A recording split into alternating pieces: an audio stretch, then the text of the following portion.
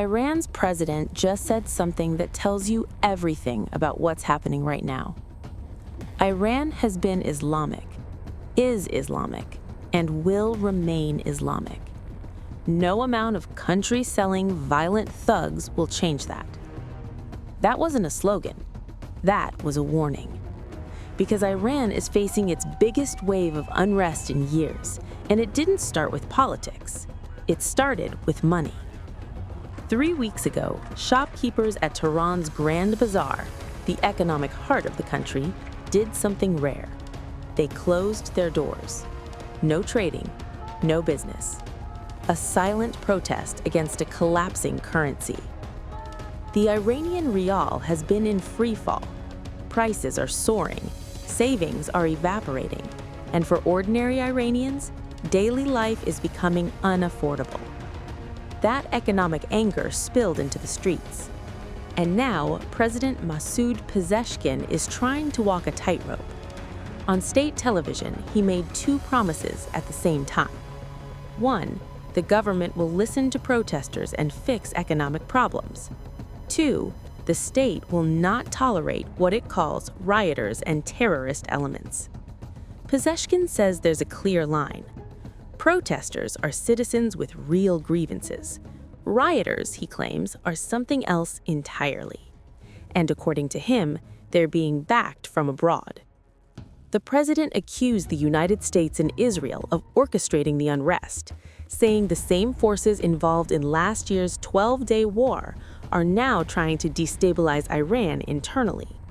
He claims foreign actors have trained people, brought in terrorists, attacked bazaars, and even set mosques on fire. Whether or not those claims hold up, the government is using them to justify a sweeping crackdown. Because these protests are no longer just about inflation. They've evolved into the largest nationwide demonstrations since 2022, when outrage erupted after the death of Mahsa Amini, a young woman arrested for allegedly violating Iran's dress code. And the violence is escalating. State media says 109 security personnel have been killed. Opposition groups say the real death toll, including protesters, is far higher. Al Jazeera cannot independently verify those numbers.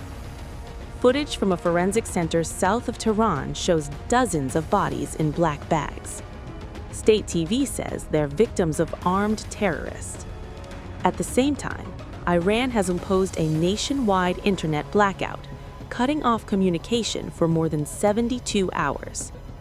3 days of national mourning have been declared, and officials are warning that protesters could face the death penalty. International pressure is building. The UN Secretary General says he's shocked by reports of violence and is urging restraint, reminding Iran that peaceful protest is a protected right.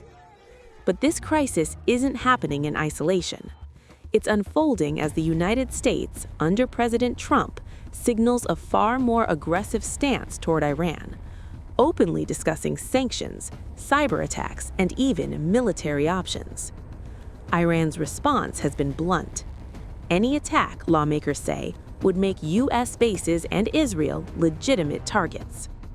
So here's where Iran stands: a collapsing economy, a population under extreme financial pressure, a government promising reform while tightening control, and rising international tensions that could push everything further out of control.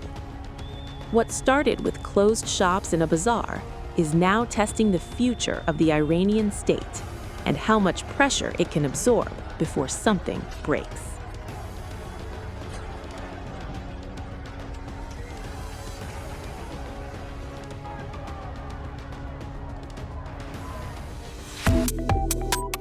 Subscribe to One India and never miss an update. Download the One India app now.